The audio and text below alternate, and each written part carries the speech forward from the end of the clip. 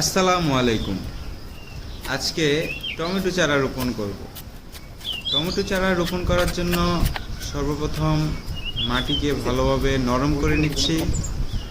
তারপর অল্প একটু গর্ত করে নেব।